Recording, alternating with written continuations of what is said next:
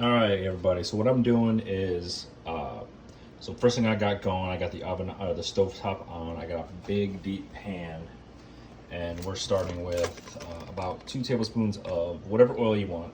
I use olive oil just because I know it's pretty clear, pure. Don't have to worry about any additives or anything like that. So I'm using olive oil. So basically, right now we're just bringing to a boil. I also prepped my chicken. So typically, most people make the roux and they do all the stuff for shredded chicken. I like to do everything in the same pot, kind of one pot it all. So basically, once this gets hot, I've already diced up about 3 pounds of chicken. This is just fresh chicken breast. You can do frozen if you want. Again, if you're gonna do frozen, verify that it is gluten-free or allergen-free, that there's nothing in it. So I read every label before I do anything. And so this is just my chicken. So what we're gonna do is once this gets all hot, I'm just gonna throw our chicken in there and saute it up. And while that's going, I'm gonna prep my other veggies over here. You kind of see I've already started the onions. We're gonna do peppers, garlic, and then we planted a garden and have homemade okra. So, or homegrown, homemade, it's all homemade, homegrown okra. So again, it's verifying that there's nothing in here. So this is just garlic and water and citric acid. I actually Googled them online just to make sure that we were good. And then some other ingredients just real quick. So chicken broth, one thing you never really thought about being gluten-free. I like Cottage Inn. It's a little more expensive, but if you look here, gluten-free specifically. Here's one of the Cajun seasonings I'm going to use. This is new. I've never used this before, but GF right there. That's what we're going for.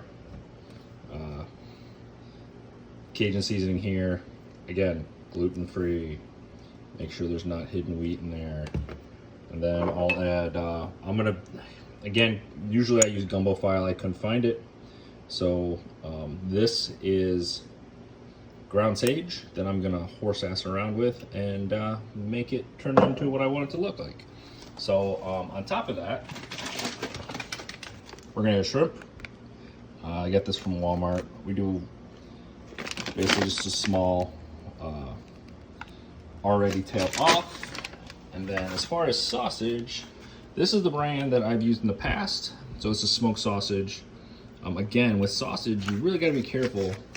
If you look on the back, it actually says, where's it at? Right down there. See that? Gluten-free. So again, I have to make sure everything that we buy doesn't have anything in there that can be an allergen for her. So we've got, again, labels matter, and yeah, I paid a little bit more for this, but her being sick is not really worth it. So that's, we're not gonna mess with that. Depending on what type of allergy you have as far as gluten-free, that's kind of a big thing. So again, hands are washed, all prepped. We're just gonna toss that in there. I don't pre-season this, so I'll show you what we're gonna do.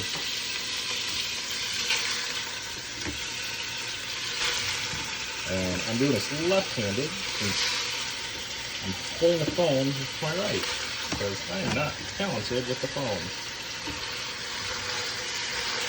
Alright, so that's in there.